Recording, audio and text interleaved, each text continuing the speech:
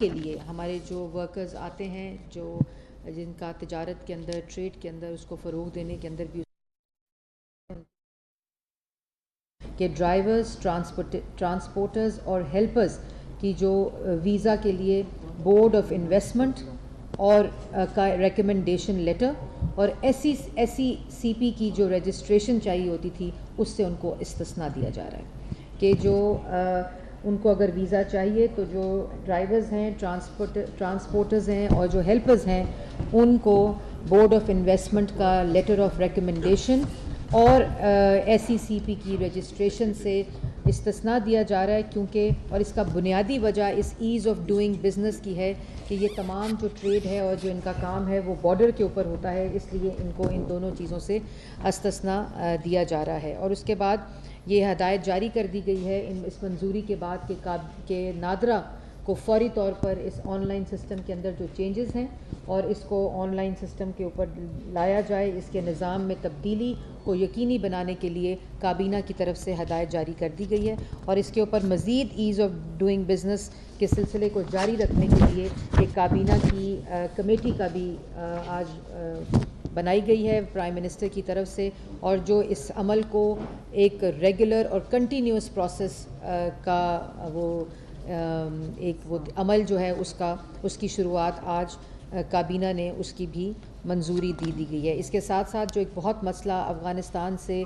جو مریض آتے ہیں میڈیکل گراؤنڈز کے اوپر، اس کے ویزا نرمی کی بھی تجویز اس میں شامل ہے جس کی آج اس کے ساتھ ساتھ میں اس سے پہلے کہ قاہرہ صاحب اور ریلیجس حج پالیسی کے اندر ترمیم بھی جو پشاور ہائی کورٹ کے فیصلے کی روشنی میں کی گئی ہے، جو پرائیویٹ حاجی جنہوں نے جانا تھا ظاہرین، ان سب کا بھی ابھی آپ کو جو سیکریٹری ہیں ریلیجس افیئرس کے وہ اس کو کمپلیٹ اس کے کیا خد و خال ہیں اس کے اوپر بھی بریفنگ دیں گے۔ اس سے پہلے میں ادھر جاؤں اور قاہرہ صاحب بھی اپنے ایجنڈے کے اوپر آپ کو بریف کریں گے جس کی کابینہ نے آج منظوری دی ہے، تو میں شہری رحمان صاحبہ کو سے درخواست کروں گی کہ وہ جو آج ہیزرس ویسٹ مینجمنٹ کی پالیسی پاکستان میں پہلی دفعہ جس کی منظوری دی گئی ہے کابینہ کی طرف سے، اور اس کے بعد اس کے کیا خد و خال ہیں، اس کی امپلیمنٹیشن پروسیس کیا ہوگا اور صوبوں کے ساتھ کس طرح مشاورت کے بعد اس کا ایک کمپلیٹ امپلیمنٹیشن پلان بنے گا، وہ شہری over to you for this briefing. اس میں بولیں۔ ہاں شکریہ بسم اللہ الرحمن الرحیم۔ مختصراً میں آپ کو بتاؤں گی کہ آج ایک سنگ میل پالیسی آج کی کابینہ نے منظور کیا ہے جو ماحولیاتی منسٹری سے آئی ہے، کلائمیٹ چینج منسٹری سے آئی ہے، اور اس میں پہلی دفعہ بہت دیر بعد ایک بہت ضروری اور اہم پالیسی آج اپروو ہوئی ہے۔ اس کا نام national hazardous waste management policy ہے۔ یہ خطرناک فضلے کی نقل و حرکت، اس کی ذمہ دار ڈسپوزل یعنی اس کا ٹھکانے لگانا، اس کی جو چھانٹیاں ہوتی ہیں ان کو کلاسیفیکیشن کرنا، اور ان کے دوسرے ممالک سے ٹرانس باؤنڈری موومنٹ جسے کہتے ہیں، دوسرے ممالک سے پاکستان میں امپورٹ ہونا، ڈمپ ہونا، اور اپنے ملک کے اندر بھی جو جتنا ویسٹ جنریٹ ہوتا ہے، اس میں ہر قسم کا ویسٹ ہے، لیکن اس وقت یہ پالیسی ہیزرڈس یعنی خطرناک فضلہ کے حوالے سے بنائی گئی ہے، اور اس میں پلاسٹکس وغیرہ بھی ہیں، اس میں بہت ساری چیزیں ہیں، ہاسپٹل ویسٹ ہوتا ہے، اس میں آئل یوز ہوتا ہے، ریفریجریشن، بیٹریز، الیکٹرانک ویسٹ جو بہت خطرناک ہے، اور اس کی منتقلی، اس کی فارمولیشن، اس کی کلاسیفیکیشن، اس کو کس طرح ٹھکانے لگا جائے، کیا یہ ہمارے لینڈ فلز میں چلے جاتا ہے یا ہمارے پانی کے ذخائر میں جمع ہوتا ہے، اور لوگوں کی صحت اور ماحولیاتی دیرپا تبدیلی کے حوالے سے اس کے کیا اثرات ہوتے ہیں۔ اس میں تو کوئی دو رائے نہیں ہے کہ خطرناک یا پوائزنس یا کیمیکل یا ہیزرڈس ویسٹ جو ہے وہ ہم سب کی ہیلتھ کے لیے اس کے لیے مضر ہے۔ اب یہ کینسر اس سے ہوتا ہے، اس سے ہر قسم کی سانس لینے کی ہر قسم کی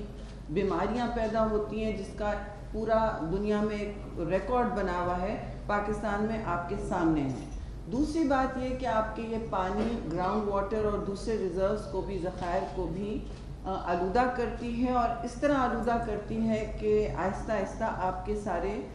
زمین میں یہ سیپ ہو کر ایک پوائزنس ایسڈ بنتی ہے۔ اب جب بات کی جاتی ہے کہ ایسیڈیفیکیشن کیوں ہے ہمارے ریور سسٹم میں، یہی وجہ ہے۔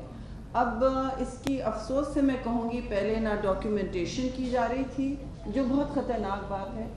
اور یہ سب سے پہلے تو پاکستان کی عوام اور ماحول کے تحفظ کے لیے بہت ہی ضروری ہے۔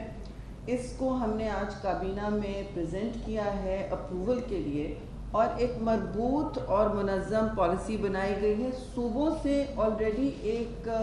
پوری ورکشاپ کنسلٹیٹیو پروسیس ہو چکی ہے، طویل پروسیس ہو چکی ہے، جن میں ان کے ویوز اور انپٹس بھی آئے ہوئے ہیں، لیکن کیونکہ اس کا ایک اتنا بڑا فریم ورک، ادارتی فریم ورک بننا ہے، ریگولیشنز کا، لائسنسنگ کا، کہ ہم نے ایک نیشنل ایکشن پلان کے تحت آگے بڑھنا ہوگا، اور ایک ویسٹ کیمیکل ویسٹ ڈائریکٹریٹ بھی بننی ہوگی central federal climate change ministry میں۔ اس کے ساتھ فائنینشیل اور دوسرے سسٹینیبل ہمارے ادارے بھی بننے ہوں گے۔ انوائرمنٹ پروٹیکشن ایجنسیز جو ہر صوبے کی ہوتی ہیں، اور سینٹر کی بھی ہے، وفاق کی بھی ہے، ان کو اسٹرینتھن کرنا ہوگا، ان کو بہت مستحکم کرنا ہوگا، اور ان کے ساتھ ہمیں ایک طریقہ کار بنانا ہے، ریگولیٹری فریم ورک بنانا، you can talk later, regulatory framework بنانا ہے جس کے مطابق یہ سب ایڈمنسٹر ہوں گی۔ ابھی تک یہ نہیں ہو رہا، اور اس حوالے سے ایک میں آپ کو بات بتا دوں کہ 2019 میں مثلاً کوئی 624 کنٹینر، آپ سب کو یاد ہوگا، آپ کچھ نے سٹوریز بھی فائل کی تھی، بڑی سٹوری بنی تھی، 624 کنٹینر شپ ہوئے تھے امیر ممالک سے، اور ایک نہیں، وہ بہت سارے جمع تھے اس میں، جنہوں نے پاکستان میں اللیگلی یہ ڈمپ کیا تھا۔ اب اللیگلی اس طرح سے کہ آپ کے یہاں کسی نے اس کو آنے بھی دیا ہوگا۔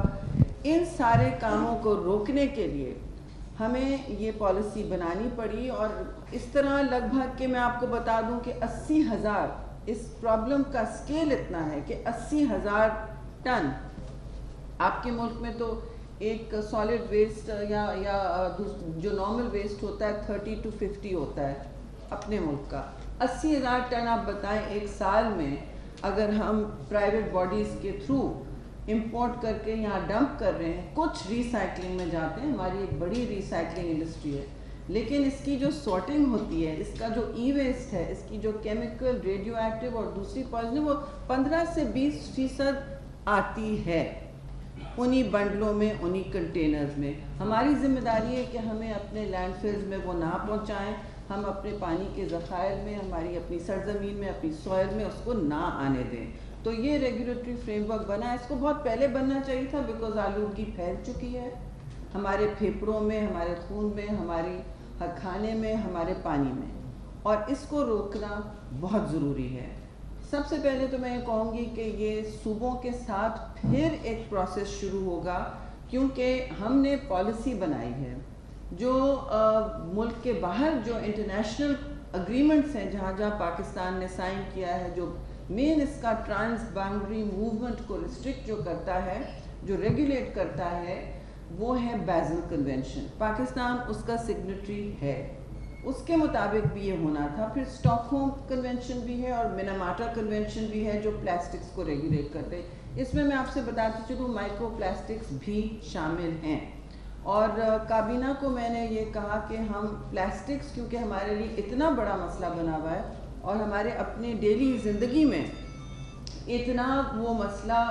گھس چکا ہے کہ ہمیں اور ہماری انڈسٹریز میں کہ ہمیں ایک مربوط اس کے لیے الگ پالیسی دینی ہوگی جو ہم دیں گے۔ صوبوں کے ساتھ کنسلٹیشن ابھی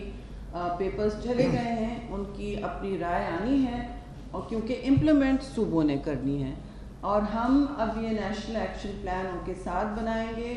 اور ایک ریگولیٹری فریم ورک ہوگا۔ ہم نہیں چاہتے کہ کوئی لائسنس راج بن جائے، یہ نہیں چاہتے کہ اور فیتا لال فیتا بنے اور ایک لائسنس راج بنے۔ آپ کو پتہ ہے اس کے ساتھ کیا کیا منسلک ہوتی ہیں باتیں، لیکن پاکستان میں جو خطرناک فضلہ آ رہا ہے اور جو یہاں جنریٹ ہو رہا ہے، خاص آپ نے ہاسپٹل ویسٹ تو یہاں دیکھا ہے جنریٹ ہو، آپ کی فون کی بیٹری بھی اس میں شامل ہوتی ہے، آپ کے سالوینٹ، پینٹ، کیمیکلز، ہر چیز اس میں شامل ہوتے ہیں، آپ کا ریفریجریٹڈ اور ایسڈ، جی لیدر انڈسٹری، ٹینریز جو ڈمپنگ کر رہی ہیں، یہ پنجاب میں بھی ہو رہا ہے، سندھ میں بھی ہو رہا ہے، جہاں جہاں ہمارے بڑے فیکٹریز ہیں اور مینوفیکچرنگ ہے، یہاں ہر قسم کی کیمیکل ڈمپنگ ہو رہی ہے. تو اس کو ریگولیٹ کرنا یہ ایک رات میں نہیں کام ہوگا. یہ نیشنل ایکشن پلان اب بنے گا، اس کا ایک امپلیمنٹیشن فریم ورک بنے گا، لیکن یہ ضروری تھا، اور یہ جی ایس پی پلس میں بھی آپ کی کمپلائنس کے لیے ایک فیوریبل بات ہوگی. تو یہ اس کے بالکل میں اختصار کے ساتھ خد و خال بتانا چاہ رہی تھی. اب آپ کے بعد میں آپ نے جو سوال کرنے کریں، یہ بہت اوور ڈیو پالیسی تھی، اور یہ ہماری ذمہ داری تھی as the climate change ministry یہاں دینا، کابینہ سے اپروو کرانا، اور اب یہ صوبے اور اسلام آباد کی حدود تک امپلیمنٹیشن کے لیے ہم امید رکھتے ہیں کہ 3 مہینے میں ہم اس کا نیشنل ایکشن پلان بنا دیں. بہت بہت شکریہ. جی قاہرہ صاحب. جی بہت شکریہ. میری کولیگز نے آپ کو آج کی کابینہ کے مختلف فیصلوں سے آگاہ کیا. آج ایک فیصلہ جو بہت اہم تھا دیگر فیصلوں کے ساتھ ساتھ، پاکستان ہمیشہ کشمیر کے مقدمے میں کشمیریوں کے لیے اور مقبوضہ کشمیر کے خاص طور پہ جو جدوجہد آزادی میں ہمارے بہن بھائی جدوجہد کر رہے ہیں، ان کی ہر سٹیپ پہ مدد کرتا رہا ہے. کشمیر سے 1999 میں جب وہاں پہ بہت بڑا ظلم و جبر کا بازار گرم کیا گیا، ہندوستانی فوج نے وہاں پہ آپریشن شروع کیے، تو وہاں سے کوئی 8,000 سے زائد فیملیز وہاں سے شفٹ ہوئیں پاکستان کی طرف. بہت سارے خاندان تھے، اور ان خاندانوں کو مختلف کیمپوں میں مختلف جگہ پہ رکھا گیا. اس کی اپنی کچھ ریزنز بھی تھیں، کمپلشنز تھیں، لیکن ان کو جو مقدور بھر کوششیں تھیں یا سپورٹ تھی وہ حکومت پاکستان فراہم کرتی رہی. اب بھی